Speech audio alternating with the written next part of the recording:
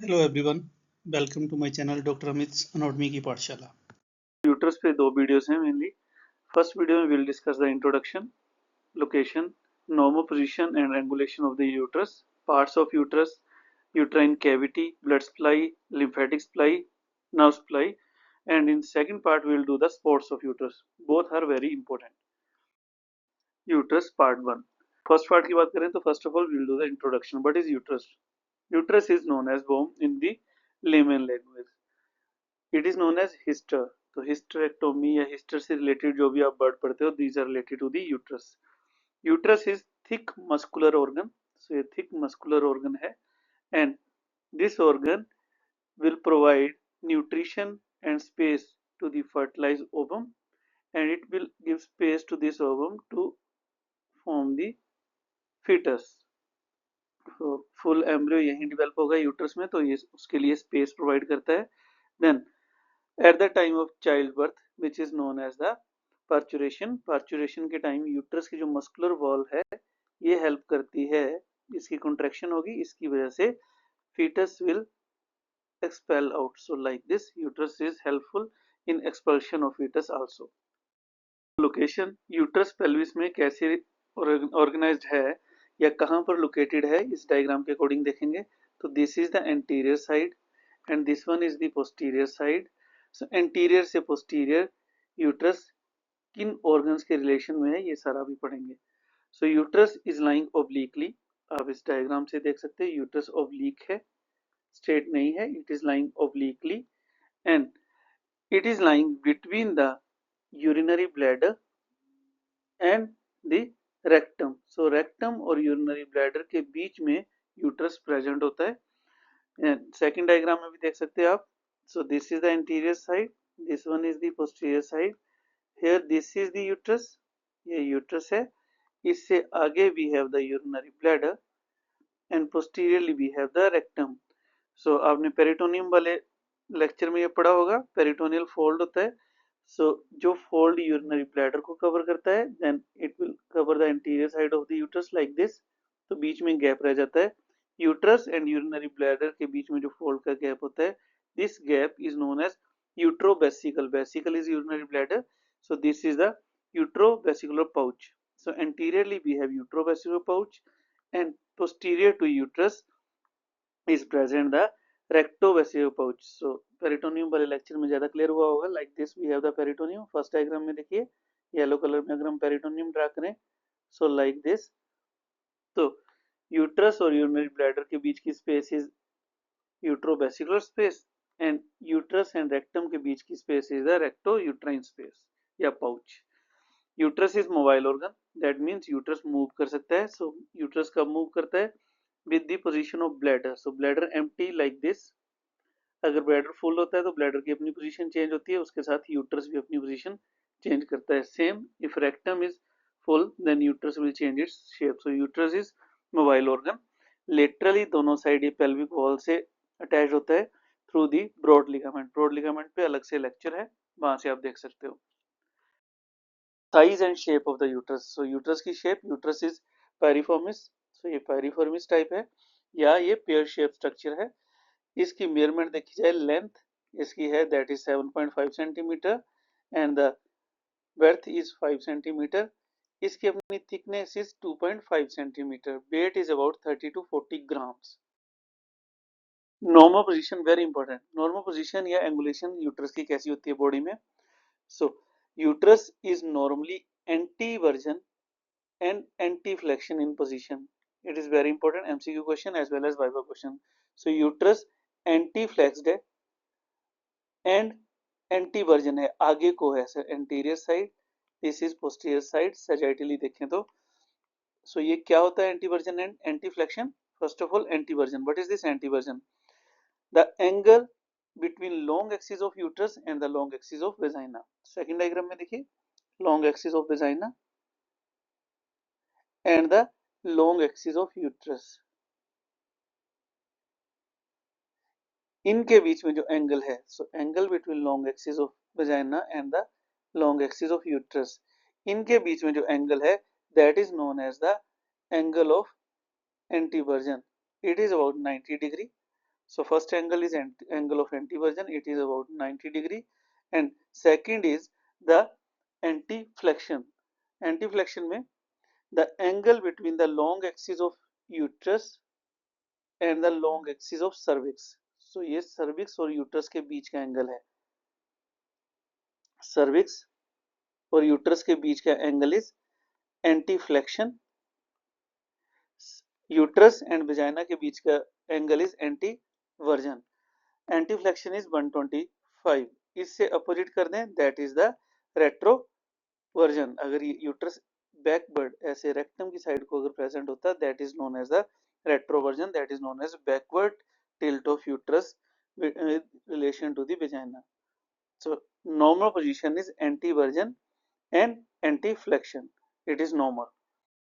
Subdivisions or the parts of uterus, uterus के parts, uterus functionally and structurally इसको दो main parts में divide किया गया है. Body of the uterus, which is also known as the corpus of the uterus, corpus uteri, and this corpus uteri is 2/3. ज़्यादा corpus होता है, body 2/3 upper part है. Lower part is the fibrous part, which is known as the cervix, and it is only 1/3. So like this, uterus is divided into majorly two parts. The isthmus. Isthmus is the area where the both two parts are connecting. So ये जो connection है, connection between the body and the cervix. यहाँ पर muscle circularly thick होते हैं, raised होते हैं, thicken. This thickened muscle are known as the isthmus. But is uterine tubes. So uterus laterally tube से attached होता है. These are known as the tube, uterine tubes. Next is the what is cornus of the uterus. So cornus of the uterus वो area है जहाँ पर ये uterine tube uterus के साथ या body of the uterus के साथ attach होती हैं. This is known as the cornu of the body. Cornu of the body.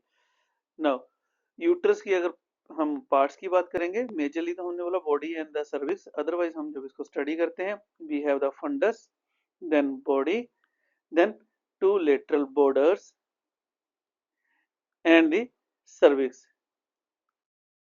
First of all, the fundus. What is this fundus? Fundus is the upper end of the uterus or upper expanded dome shaped structure, dome shaped part of the body. This is known as the fundus. So ये जो ऊपर dome वाला part है, this is the fundus. Fundus को अगर हम देखें, हमने ड्रा करना हो तो we should draw it like this. हम दोनों uterine tube की कोनों के हॉरिजॉन्टल ऐसे एक लाइन ड्रा करेंगे. इससे ऊपर वाला area is the fundus and it is directed downward and it is lying above the urinary bladder. अगर यूरिनरी ब्लैडर एम्प्टी है तो फंडस आप देखिए यूरिनरी ब्लैडर के ऊपर है. Like this we have the fundus. Then this is important. Fertilized oocyte will implant in this place. Fundus में mostly इसकी इम्प्लांटेशन होती है on the posterior wall of the fundus of the uterus. Second is the body. Fundus से नीचे वाला, सो हमने बोला ये लाइन से ऊपर फंडस था, इससे नीचे till the isthmus, till the isthmus we have the body. So this is the body. So ये ऊपर फंडस था तो इससे लेके isthmus तक का part is the body. Body is large part. It contains anterior. So यहाँ देखिए anterior and posterior side. It contains anterior surface which is known as visceral surface and posterior surface which is known as the intestinal surface. अभी discuss करेंगे क्यों ऐसे बोलते हैं. Then body has both sides, that is lateral border. So इसके anterior surface हुआ, posterior surface, दो surfaces हुए, दो इसके border हुए, right and left lateral borders. And इसके अंदर cavity है, that is known as the uterine cavity. Anterior और the visceral surface, ये देखें हम आगे से एंटीरियर साइड से, एंटीरियर और the vesical surface of the fundus. So इसको विस्सल इसलिए बोलते हैं, it is related to the urinary bladder. This surface is flat. So vesical surface is flat like this and it is related to the urinary bladder. It is covered by the peritoneum. हमने first slide में बात की थी. अगर हम red colour में peritoneum draw करें, so like this we have the peritoneum. So fundus is covered by the peritoneum और यहाँ पर एक पाउच बनता है या स्पेस बनती है between the fundus of the uterus and the bladder, that is the utrovesical pouch. Posterior surface is known as the intestinal. So this is the posterior surface.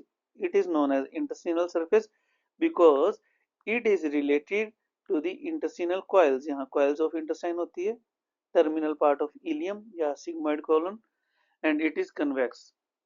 It is also covered with the peritoneum because अगर मैं red color में दोबारा peritoneum को continue करूँ तो like this we have the peritoneum. So anterior and posterior both are covered by the peritoneum. Posterior में we know we have the recto-uterine pouch between the rectum and the uterus. Recto-uterine pouch. Right side and left side के border जो है, so right border and the left border. This is left, this is right. In second diagram, pelvis के pelvic bone का यहाँ से dissection के बाद आपको दिखाया गया है. तो right और left side के borders में क्या connected है? Both are round and convex, and ligament, that is the broad ligament. So broad ligament of the uterus is attached along these borders, and this broad ligament is attached to the laterally to the wall of pelvis. So pelvis के साथ ये uterus को attach करता है. So like this we have the attachment of the brown ligament. So brown ligament medially is attached to the both borders of the uterus. इसका हमने brown ligament वाले lecture में पढ़ा है that पेरिटोनियम फोल्ड ऐसे है, तो जहां ट्यूब्स हैं यहाँ पेरिटोनियम फोल्ड दो में डिवाइड हो जाएगा, आगे और पीछे. लास्ट में वीडियो भी डाली है एक छोटी सी, वहां से आप देख सकते हो एंटीरियर एंड पोस्टीरियर. सो अगर मैं सेकंड डायग्राम में बात करूं that the anterior and posterior like this we have the broad ligament. तो इसके बीच में जो स्पेस रह जाती खाली, this space is known as the non peritoneal fold. So ये नॉन पेरिटोनियल स्पेस है जहां पेरिटोनियम की कोई भी कवरिंग नहीं है दो फोल्ड के बीच में. यहां पर upper side we have the uterine tube, upper side we have the uterine tube. इससे नीचे that is antero inferior, antero inferior we have the round ligament, and posteriorly that is the posterior inferior, both are posterior. So posterior inferiorly we have the ovaries. So this is very important. अगर हम दोबारा एक बार इसी को revise करें, आप diagram में देखिए, these are the tubes. Tube के antero inferior both are inferior, आगे और नीचे antero inferior we have the round ligament. Tube के postero inferior we have the ovary. So these are structure related to the borders of the uterus. Now uterine arteries are running along the both borders like this. So like this we have the structures related to the border, very important. Cervix. Cervix is the lower 1/3 part of the uterus and it is cylindrical structure. It is less mobile as compared to the body of the uterus. It is about 2.5 centimeter long. So body से कम mobile है, 2.5 centimeter long है. ये centre में middle point is middle of the cervix is more wide as compare to the upper and lower part. So diagram से आपको ये clear हो रहा होगा. Then cervix is divided into two parts. It is divided into two parts. These are the supravaginal, vaginal से ऊपर, and vaginal part. So इन parts की बात करें तो सुप्रा वेजाइनल पार्ट. सो सर्विक्स की अगर बात करूं, this is second diagram में देखिए, this is the body of uterus, lower part is the cervix of uterus, below to it this is the vagina, vagina opening. So ये coronal section है, सामने से काट के देख रहे हैं. So like this. अगर मैं cervix की बात करूं तो cervix anterior wall of vagina या the lower part of the cervix is present in relation to the vagina. So इससे ऊपर का जो ये वेजाइना में पार्ट है, इससे ऊपर वाले पार्ट को, सर्विक्स के पार्ट को बोलते हैं सुप्रा. नाम से बता रहा है सुप्रा वेजाइनल, वेजाइना के ऊपर. So supra vaginal part of the cervix, इस पार्ट की बात करने लगे. So this part anteriorly it is related to bladder. So here this is the supravaginal part. So पहले ये देखिए, this is the vaginal opening and here is the cervix. So कुछ part इसका सर्विक्स का वेजाइना से ऊपर है, vagina की ओपनिंग से ऊपर है, इस पार्ट की बात करने लगा. This part anteriorly is related to the urinary bladder and posteriorly it is related to the recto-uterine pouch, quite easy to understand, and rectum and the intestinal coils on each side. It is related to uterus and the uterine artery. So दोनों side में we have the uterine arteries. वो artery वाला भी करेंगे. तो यहाँ से आप देखिए, this is the right and left uterine artery. So this part is related to uterine artery and these arteries are embedded in the parametrium. So what is this parametrium? Parametrium is fatty fibrofatty tissue. हमने अभी बात की थी, broad ligament की दो layers होती हैं, anterior and posterior layer. इनके बीच में फाइब्रोफैटी टिश्यू होता है. This fibrofatty tissue is known as the parametrium and this parametrium या fibrofatty tissue is maximum near the cervix. Cervix के यहाँ पे मैक्सिमम पार्ट होता है पैरामीट्रियम का, जिसके अंदर arteries and other vessels, vein etcetera, they will run like this. Second part is the vagina part. So cervix का वो पार्ट जो एंटीरियर वॉल ऑफ वेजाइना में रिफ्लेक्ट करता है, that is known as the vaginal part and this part will form the vaginal fornix. So this is the vaginal wall और cervix के बीच में जो स्पेस होती है, these are known as the vaginal fornix. ये क्यों बनी? बिकॉज सर्विक्स का कुछ पार्ट वेजाइनल वॉल के अंदर प्रोजेक्ट करता है. तो ये ट्यूब लाइक स्ट्रक्चर है, राउंड स्ट्रक्चर है, ये कोरोनल सेक्शन में दिखाई दे रहा है आपको. सो राउंड स्ट्रक्चर है, तो एक ट्यूब के अंदर अगर दूसरी ट्यूब प्रोजेक्ट कर रही है, दैट मीन्स बीच में कुछ गैप रहेगा साइड्स में. सो जो गैप है, that gap is known as the vaginal fornix. What is external os? Now the cervix is opening into the vagina. So cervix की जो वेजाइना के साथ ओपनिंग है, that is known as the external os. Os means opening. In nulliparous woman, that is the woman who has not given to birth to any child, this cervix is circular. So उनमें cervix is circular, opening is circular. in multiparous हम इसको दो lips में divide कर देते हैं. Anterior lip जो यहाँ से कट सेक्शन हो चुका है, आपको विजिबल नहीं है, this is the posterior lip. So like this parts of cervix are present. Uterine cavity. What is this uterine cavity? Uterus का अगर कट सेक्शन लूं, तो ये यूट्रस का वॉल थी, अगर मैं इसका कट सेक्शन लूं तो अंदर जो एम्प्टी स्पेस है, that is known as the uterine cavity. It is very small. Why? Because of the thick muscle. हमने शुरू में बोला था थिक मस्कुलर ऑर्गन है, इसके मसल लेयर इतनी थिक है, इसलिए कैविटी स्मॉल होती है. This cavity is again divided into two parts, cavity of the body and cavity of the cervix. So cavity भी दो पार्ट में डिवाइड है. Cavity of the body which is also known as the uterine cavity proper. So this is the cavity of the body which is known as uterine cavity proper. So uterine cavity अगर coronal section में देखें, इस diagram में कोरोनली देख रहे हैं, anterior part को remove कर दिया, this is the posterior side, या मिडल से देखें, this is the coronal section. Coronal section में इट इज ट्रायंगुलर, डायग्राम में आप देख सकते हो it is triangular and apex is downward directed, apex is downward directed and it is communicating or opening in the cervix. So cervix के साथ ही communicate कर रहा है. This is internal os. So हमने दो os पढ़ ली, internal os and the external os.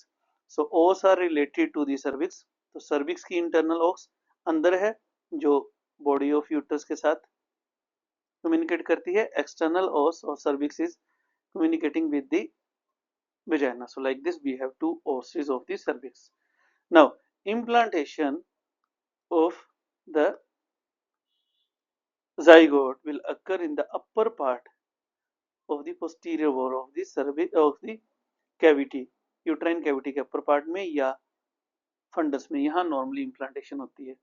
Sagittal section, अगर मैं सर्विक्स का सजाइटल ऐसे काट के सेक्शन लूं सर्विक्स का, तो it is slit like structure, बिल्कुल स्लिट की तरह पतला सा स्ट्रक्चर लगेगा, बिकॉज एंटीरियर एंड पोस्टीरियर हमने बोला मस्कुलर ऑर्गन है, anterior and posterior are in close with each other, एक दूसरे के पास हैं, सो इसलिए हमें लगता है बिल्कुल क्लोज स्ट्रक्चर है। तो यहाँ से जब हम सेजाइटल सेक्शन देखेंगे तो ऐसे दिखाई देगा slit like structure. We have anterior wall and we have the posterior wall. The cavity of the canal, canal की cavity की बात करूं, this is the cavity of the canal. So this is fusiform, coronal section में देखिए this is fusiform. The middle part is more broader as compared to the upper part and the lower part. Upper part is communicating with body of the uterus cavity and through the internal os, and lower part is communicating with vagina through the external os. Now this is flat, again anterior posteriorly देखेंगे तो ये flat है क्योंकि आगे और पीछे दोनों side हमने बोला मस्कुलर वॉल है। अगर मैं कट सेक्शन देखूं इस डायग्राम में आपको दिखाई दे रहा होगा the mucus folds are like this, so ये म्यूकस फोल्ड है and they are giving appearance of arbora vitae uteri. So you should know what is this arbora vitae uteri. These are the mucus fold. So जब हम ये fold देखते हैं ऐसे ऐसे हैं तो ऐसे लगता है जैसे ट्री की ब्रांचेस हैं, इसको बोलते हैं arbora vitae uteri. So you should know this is the muscular fold. This is important MCQ. ये क्या होता है? muscular fold. और इसकी वजह से कैनाल जो है सर्वाइकल कैनाल क्लोज रहती है क्योंकि दोनों साइड मसल है और आर्बोरा विटे हैं, वो मसल को ऐसे होल्ड करके बैठे हैं। Arterial supply, mainly artery is the uterine artery. So two uterine arteries होती हैं, right and left, and ovarian arteries होती हैं. Main is uterine artery. तो at the time of the pregnancy जब यूट्रस इनलार्ज होता है तो mainly uterine arteries are enlarge. तो मेन ब्लड सप्लाई अगर पूछी जाए तो यूट्राइन आर्टरी है. Uterine artery. So we have right and left uterine arteries. These are the branches of internal iliac artery. So first of all internal iliac artery है. Internal iliac artery की दो uterine artery branches हैं, right uterine artery and the left uterine artery. अब ये right and left uterine artery they will cross the ureter anteriorly. So it is very important इनका relation ureter के साथ. Artery ureter के anterior है, आप इस डायग्राम में भी देख सकते हैं. Artery is lying anterior to ureter, ureter के एंटीरियर होती है, यूरेटर उसके पीछे है. कहां पर आर्टरी आके यूट्रस के पास पहुंचती है? That is the point of cervico uterine junction. So जो हमने बोला था इस्थमस के पास, यहां पर ये आर्टरी हमें मिलती है like this.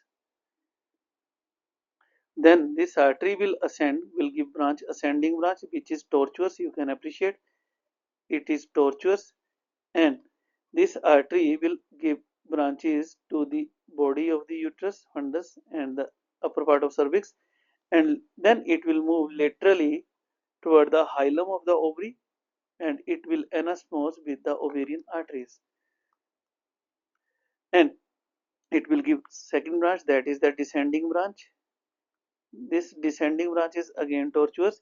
It will give artery supply to the lower part of the body of uterus and cervix, and it will anasmose with the vaginal artery. So vaginal artery and ovarian artery के साथ uterine artery हमारे एनास्मोस बनाती है. और uterine artery इतनी ज्यादा tortuous क्यों है? Because at the time of pregnancy uterus को इनलार्ज होना है, तो ये artery will help to give the blood supply of the enlarged uterus, and it is giving anasmosis branches to the body. तो anteriorly and posteriorly, anterior और posterior middle border पर हमारे पास कोई मेजर आर्टरी नहीं होती है. we have only the branches और anasmosic arteries. Uterine when होती है, सेम कोर्स है.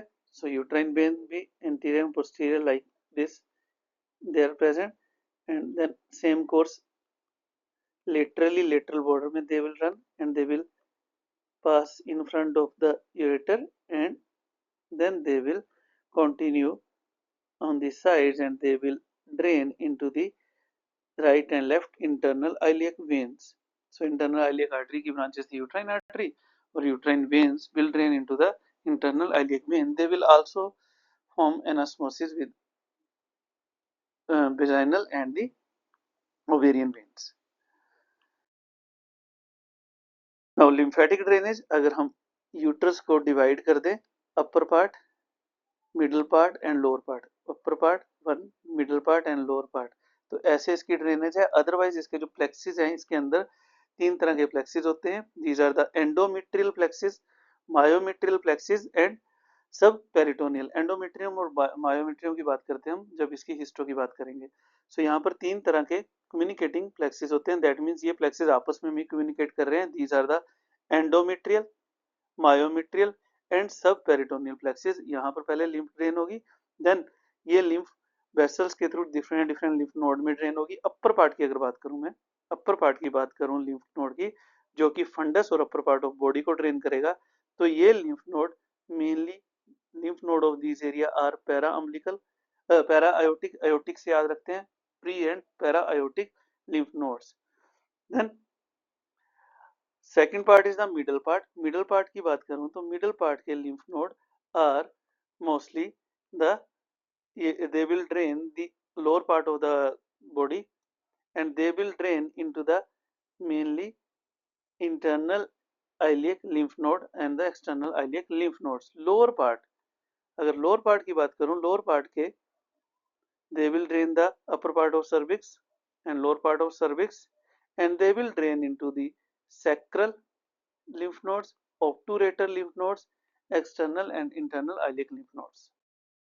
नर्व सप्लाई बहुत अच्छी नर्व सप्लाई है, इसकी रिच नर्व सप्लाई होती है। इसके पास सिंपैथेटिक पैरासिम्पैथेटिक दोनों तरह की नर्व सप्लाई है, जो आती कहाँ से है, through the inferior hypogastric and ovarian plexus. So inferior hypogastric and ovarian plexus होते हैं, वहां के से इसकी नर्व सप्लाई आती है। सिंपैथेटिक नर्व्स हैं इसके लिए for the from the T1 L1 segment of spinal cord and it is important, sympathetic will contract, that is sympathetic करता है uterine contraction and vaso contraction, जबकि पैरासिम्पैथेटिक नर्व सप्लाई जो है वो S2 S4 से है एंड इट विल रिलैक्स और inhibit the uterus and these are the vasodilator. So ये आपको याद रखना है, कॉन्ट्रैक्शन कौन सा करता है, that is sympathetic, and inhibitor कौन सा है, that is the parasympathetic. Pain sensation दोनों से जाती है, दैट इज बॉडी वाले पार्ट से थ्रू सिंपैथेटिक फाइबर से जाती है पेन एंड बाकी थ्रू द पैरासिम्पैथेटिक। सो दोनों फाइबर से पेन सेंसेशन यूट्रस की ब्रेन को जाती है। So thank you. If you have any question, any query, you can ask me. If you like my channel, like it, subscribe it and share it.